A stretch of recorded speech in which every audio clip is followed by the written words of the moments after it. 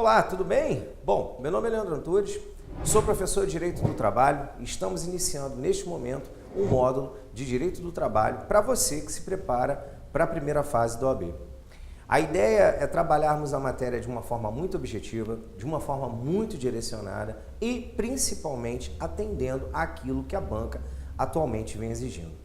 Sabemos que o Direito do Trabalho, junto com o Processo do Trabalho, são duas disciplinas que praticamente vêm numa só, dentro da sua prova da OAB, tem um peso muito interessante, tem um peso muito importante, até em razão do número de questões, E sabemos também que, quando cobrado na sua prova, o conteúdo é um conteúdo bem extenso, Muitas das vezes ficamos até pensando de onde a banca tirou aquela questão, Eu já tive vários alunos que já me perguntaram isso. Caramba, Leandro, de onde tiraram essa questão? De onde vieram com isso? Bom, do direito do trabalho. Os caras simplesmente vão lá dentro da CLT, às vezes dentro de artigos que não são muito explorados e, logicamente, incluem na prova. Mas isso não é a regra.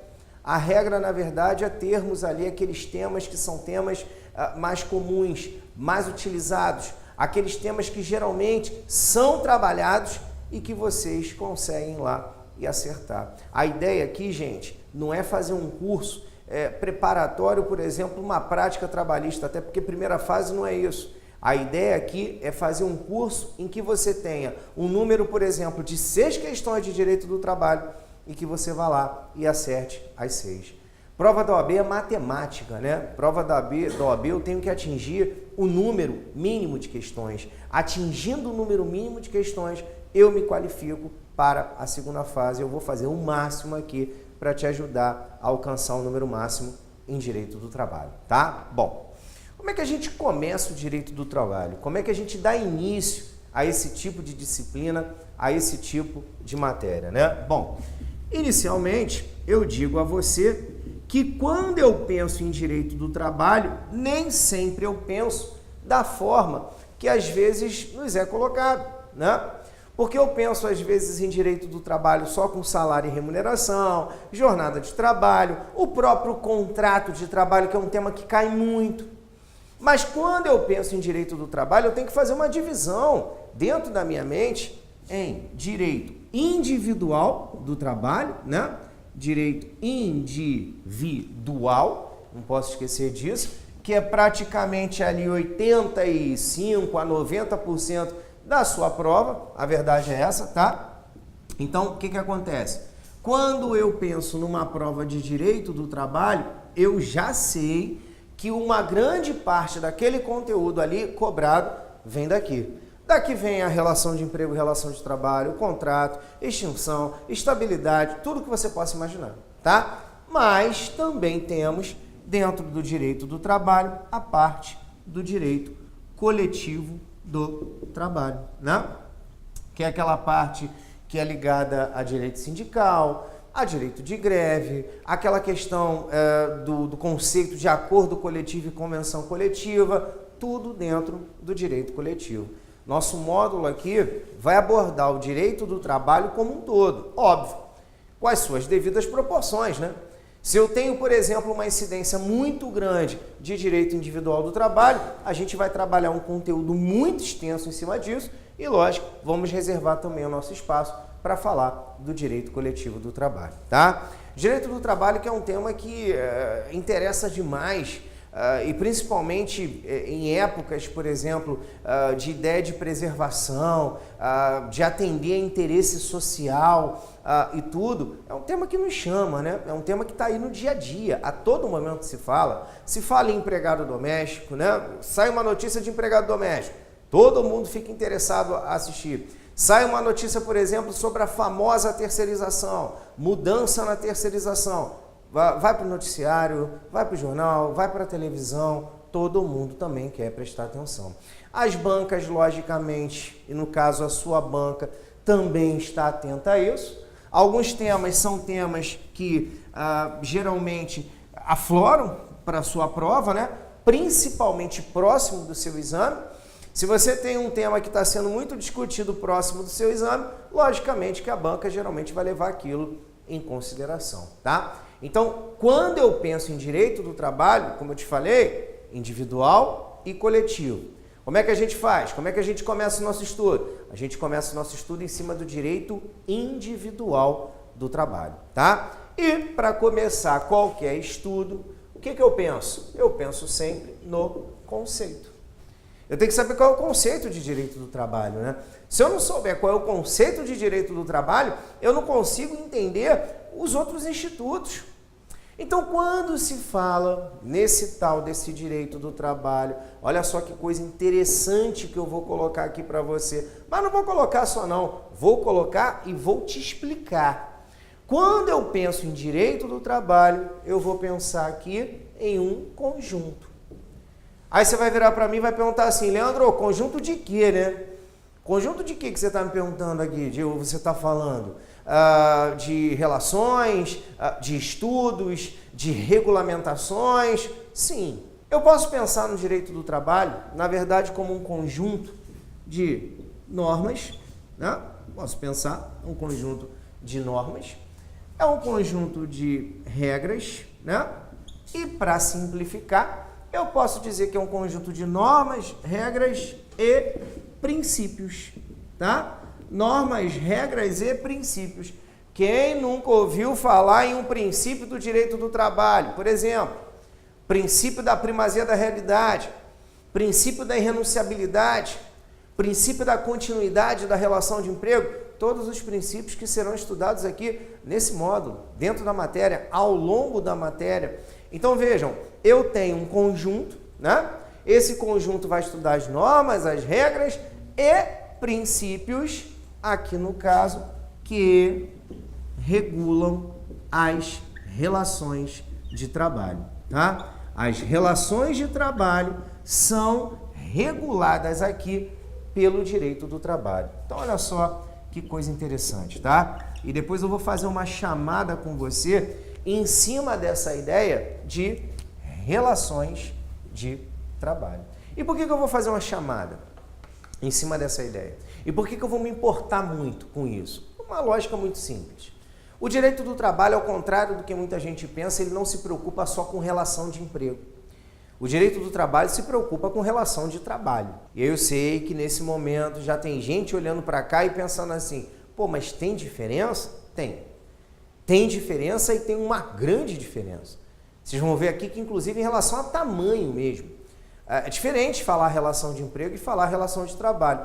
O que eu sei, por enquanto, é que o direito do trabalho se preocupa com o estudo das relações de trabalho e não só com o estudo da relação de emprego. E por que eu digo isso? E por que eu coloco isso para você dessa forma? Por uma lógica muito simples. Gente, toda vez que eu pensar em relação de trabalho, pode colocar isso aí na sua mente, tá? A relação de trabalho, ela nada mais é do que um gênero.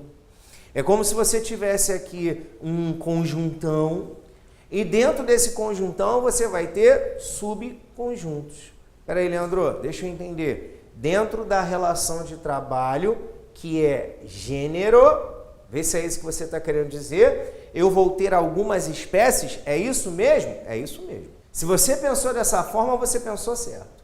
Eu tenho um gênero e dentro desse gênero eu tenho as suas espécies. Quer ver? Vou te dar um exemplo, tá? Vou te dar um exemplo de uma pessoa que hoje saiu pela manhã, tá? Pegou o seu carro, pegou o seu táxi, que é um carro que é dele, ele tem autonomia, ele não paga diária, ele dirige a hora que ele quer, só que, lógico, né? O ganho acaba sendo proporcional ao número de corridas que ele acaba fazendo. Se ele, por exemplo, quiser ficar parado o dia inteiro, não dirigir o táxi dele, aquele dia ele não vai ter recebimento nenhum. Vai descansar, sei lá, compensa nos outros dias. Então vejam, essa pessoa acordou cedo, foi lá, pegou o seu táxi e começou a rodar. Essa pessoa começou a rodar às 8 horas da manhã. Quando deu 11 horas da manhã, ele pensou assim, estou cansado, não quero mais trabalhar, vou para minha casa. Pega o táxi, bota na garagem e vai dormir, vai descansar, vai passear, sei lá, o que ele quiser. Mas ele parou naquele momento de prestar os serviços. Gente, esse trabalhador, porque ele é um trabalhador como qualquer outro. Ele pegou o táxi a hora que ele quis, porque ele quis, da forma que ele quis, dirigiu o quanto ele quis e quando ele quis parar, ele parou. Esse trabalhador, no final das contas, nada mais é do que um trabalhador muito conhecido e muito citado na prática, em que se chama trabalhador autônomo. Vejam, o trabalhador autônomo nada mais é do que uma espécie do gênero relação de trabalho. Alguém está trabalhando, pensa assim, ó, alguém está trabalhando. De que forma esse alguém está trabalhando? Como um trabalhador autônomo. Leandro, mas só tem essa forma de trabalho? Não. Eu tenho diversas formas de trabalho. Inclusive, a gente vai chegar aqui naquela que mais importa para a gente, a que é mais interessante para a gente. Agora, imaginem um outro tipo de trabalhador que sai da sua casa e vai para o trabalho porque tem hora para chegar, hora para sair, faz tudo que o empregador determina, naquele momento recebe pelos serviços que presta, lógico, e ele tem que comparecer sem poder mandar ninguém no seu lugar, né? Essa pessoa, ela acorda, vai para o trabalho. Se ela não fosse para o trabalho, por exemplo, diferente do caso do taxista, porque ela queria descansar, porque ela não queria, fatalmente ela poderia até sofrer uma punição. Por quê? Porque essa pessoa com seu empregador mantém um vínculo empregatício, mantém uma relação jurídica empregatícia. E essa relação jurídica empregatícia nada mais é do que a famosa e conhecida relação de emprego. O que é a relação de emprego? É uma relação de trabalho. Até porque, se você parar para pensar comigo, ela é espécie do gênero relação de trabalho. Só que a gente costuma dizer que a relação de emprego é uma relação de trabalho com certos requisitos. É uma relação de trabalho com certas qualificações. E por força disso, é diferente, por exemplo, de um trabalhador autônomo. O empregado é diferente do autônomo. O empregado é diferente do estagiário. O empregado é diferente de um diarista. Por quê? Porque alguns requisitos estão presentes na relação de emprego e não estão presentes em outros tipos de relação de trabalho. Caramba, Leandro, peraí. Acho que eu estou começando a pensar. Acho que eu estou começando a raciocinar em cima disso. Você está querendo dizer para mim que a relação de emprego é uma relação de trabalho? Isso. Mas espera aí, só vai ser relação de emprego porque tem alguns requisitos? Isso. Porque se não tiver preenchido tais requisitos, os tais requisitos não estiverem preenchidos, ele não vai ser uma relação de emprego, pode ser um outro tipo de relação de trabalho. Daí que vem um dos maiores pilares da sua prova. Talvez assim, o ponto de partida, o ponto inicial das cobranças na banca, que é justamente a questão da diferença entre relação de trabalho e relação de emprego, né? É muito comum se pensar nisso, se falar nisso. Qual é a diferença da relação de trabalho e da relação de emprego? Simples. Por enquanto é simples. A relação de emprego é espécie, a relação de trabalho é gênero. Fácil. Só que eu não vou deixar você só com esse conceito. Eu vou te mostrar qual é a diferença mesmo, a diferença técnica entre os dois. Porque eu sei que você está me olhando agora e está pensando assim, pô, Leandro, até agora tá ok, mas assim, ficou uma coisa na minha mente. Eu tenho outras espécies de relação de trabalho ou eu só tenho essas duas espécies de relação de trabalho? Não, gente, eu tenho várias outras espécies de relação de trabalho. Eu posso te dar exemplo, quer ver? Eu posso colocar o trabalhador avulso, né? Que é aquele cara que geralmente é captado por um órgão de gestão de mão de obra e vai trabalhar num porto. Eu tenho o trabalhador eventual. Sabe quem é o trabalhador eventual? Pois é, trabalhador eventual é aquele que trabalha sem habitualidade, que trabalha eventualmente. Exemplo clássico, a diarista. Aquela moça que você contrata para ir lá lavar, cozinhar, passar, aquela moça é diarista. Aquela moça é uma trabalhadora eventual. E vejam, se eu quisesse, eu podia continuar, hein? Eu não parava por aqui, não. Eu tenho estagiário, que aqui no caso também é uma espécie de trabalhador. eu tenho a própria questão aqui do prestador de serviços, né? Dependendo, eu tenho o pequeno empreiteiro ou o serviço ali de pequena empreitada, tudo isso dentro do conceito geral de relação de trabalho, tá? E aí, se alguém perguntar a você, por exemplo, o taxista que está lá trabalhando, dirigindo o seu carro, que trabalha a hora que quer, para a hora que quer, e se vai dirigir ou não, ele que decide, ele é um autônomo. Agora, aquele que tem que chegar, que não pode deixar de ir, que tem subordinação e tudo mais, esse é um empregado. Leandro, gostei. Para mim, até agora está claro. O direito do trabalho é um direito que reúne um conjunto de normas, regras e princípios que estuda o gênero, a relação de trabalho. Só que o direito do trabalho, ele dá uma ênfase maior aqui, uma importância maior a quem? A relação de emprego. A uma de suas espécies que é a relação de emprego. E aí, cabe aqui agora, nós dois, né, diferenciarmos o que é relação de trabalho e relação de emprego. Mas eu já sei, Leandro. Relação de trabalho é gênero, relação de emprego é espécie. Bacana. Só que eu quero que você saiba qual é a diferença técnica. Eu quero que você saiba o que vai, na verdade, né, aqui dizer quando a relação é uma relação de emprego. Sabe por que eu estou falando isso? Já caiu uma vez no OAB uma questão que eu achei muito interessante, que foi a questão de um taxista. E dizia que o taxista pegava o táxi, dirigia o táxi e entregava. E perguntava que tipo de trabalhador era esse taxista. E muita gente, né? Acho que a maioria esmagadora na época. É um autônomo, poxa. Eu sempre ouvi dizer que taxista é autônomo. Mas caramba!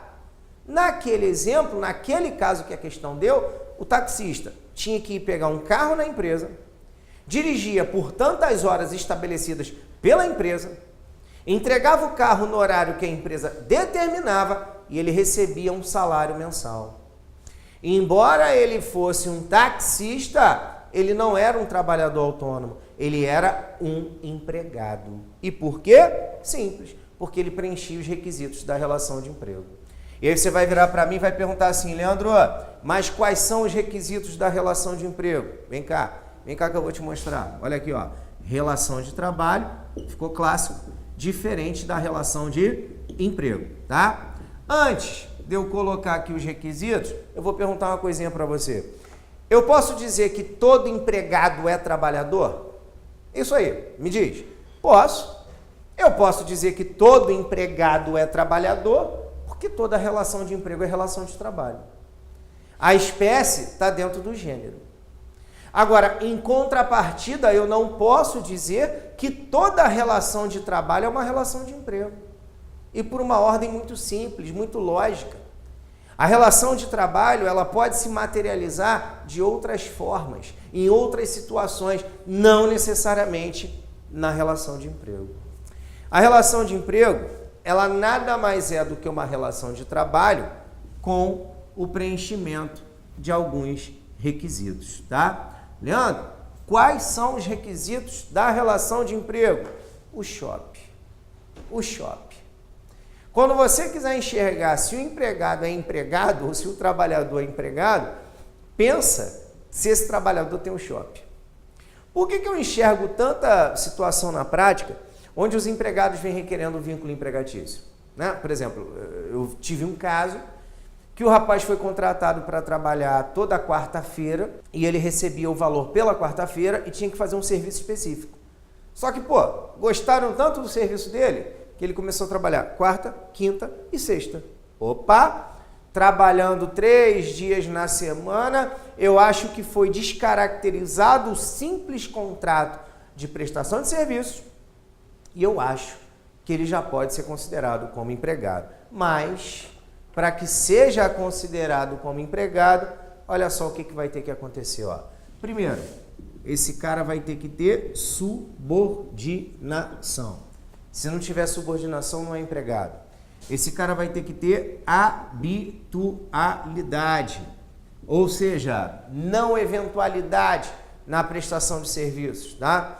Eu não posso prestar serviços de forma eventual, porque se a prestação de serviços for de forma eventual, eu não sou empregado, tá? Além disso, eu tenho que ter a tal da onerosidade, eu tenho que ter a tal da pessoalidade, tá?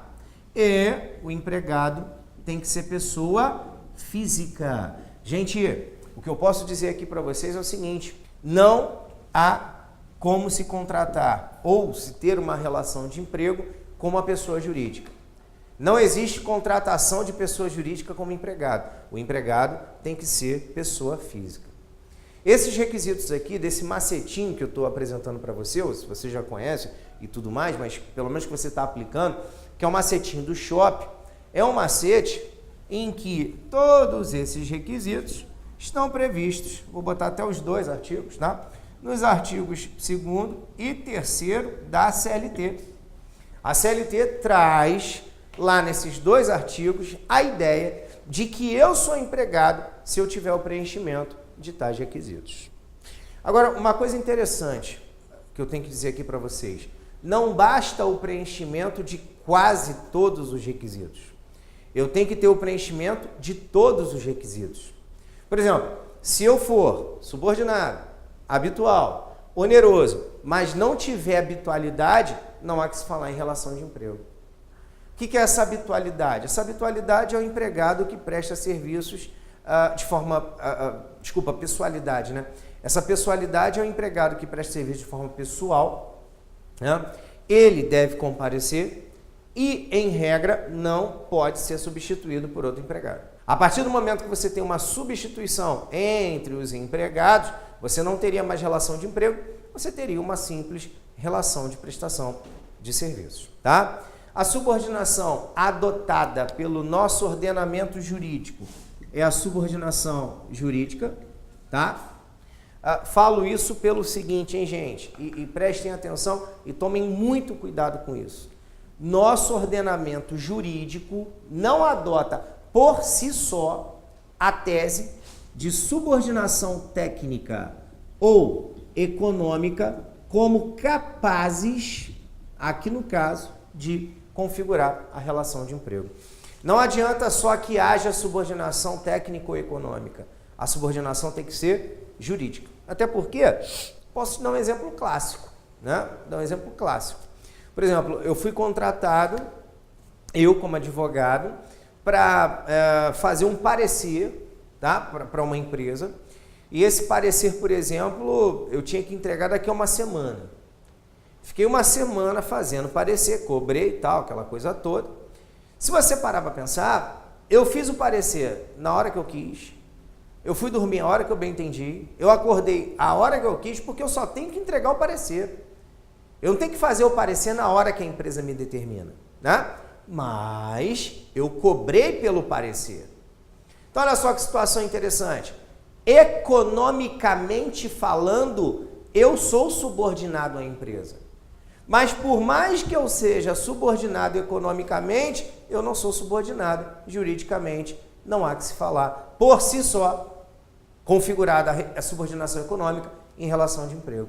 Então, tomem cuidado com isso, porque se a banca trabalhar aquele tipo de questão em prova, a subordinação técnico-econômica por si só, vamos botar econômica, é capaz, aqui no caso, de configurar a relação de emprego. Esquece. Ela pode até existir, não tem problema nenhum. Por exemplo, eu sou advogado, tenho um escritório e contratei um advogado júnior no meu escritório para fazer alguns processos.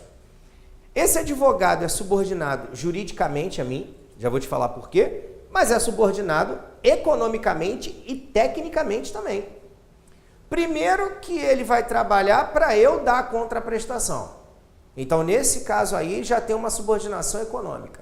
Segundo, subordinação técnica. Quem está ali passando toda a orientação técnica, quem, naquele momento, com toda humildade, sabe mais um pouquinho daquela questão do que ele, sou eu. Então, tenho subordinação técnica, econômica e tenho a jurídica.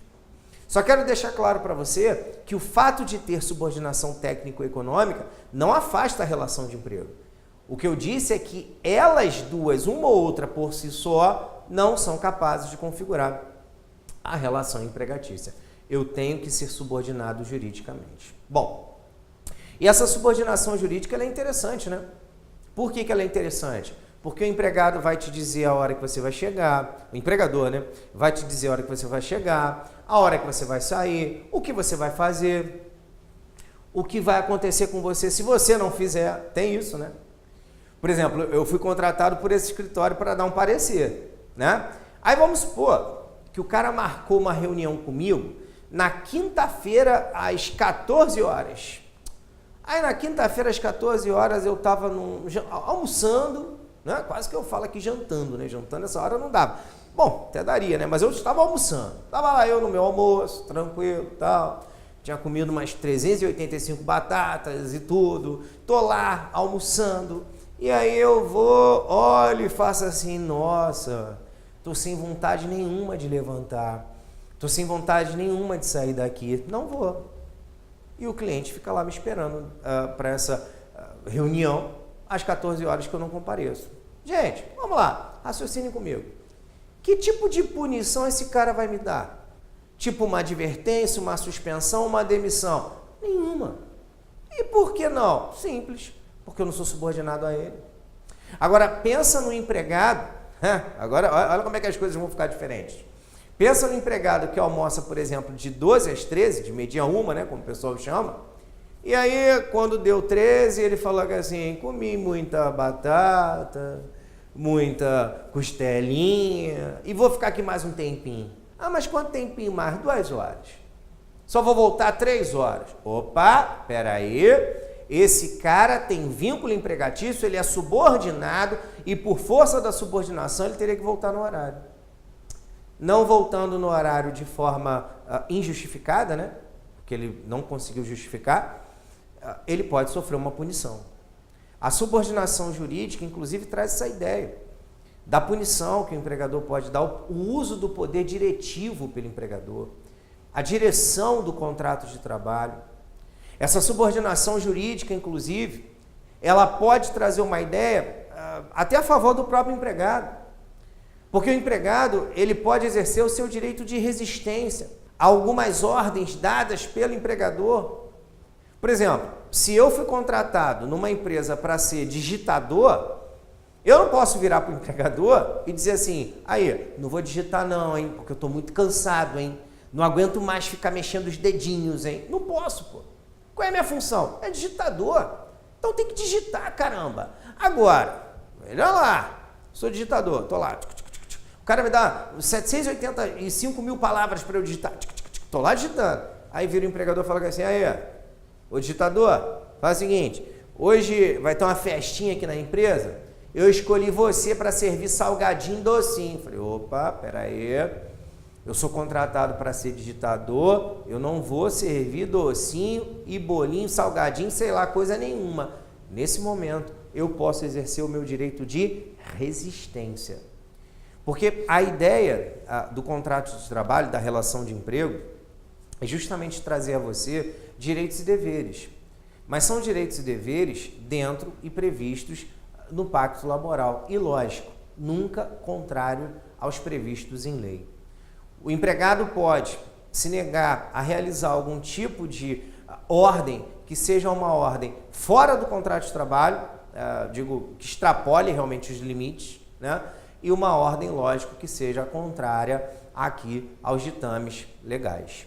Então, quando eu penso em relação aqui de emprego, essa ideia de subordinação jurídica é uma ideia muito importante, que a gente não pode esquecer de jeito nenhum, tá? Bom, uma outra coisa também bacana aqui, para deixar claro para vocês, a parasubordinação. Parasubordinação não é subordinação, então não é capaz de configurar a relação de emprego. Por exemplo, o autônomo, ele pode ser parasubordinado. O que é a parasubordinação? É a quase subordinação, mas quase subordinação não é subordinação. Fiquem atentos, prefeito de prova, que a banca pode mexer com vocês em cima disso, tá? Bom, com isso a gente vai terminar o nosso primeiro bloco, justamente nessa parte aqui da subordinação. Próximo bloco a gente vem, habitualidade, onerosidade e um requisito que eu não coloquei ali para a gente ver se encaixa, e vamos começar a falar a respeito do próprio contrato de trabalho.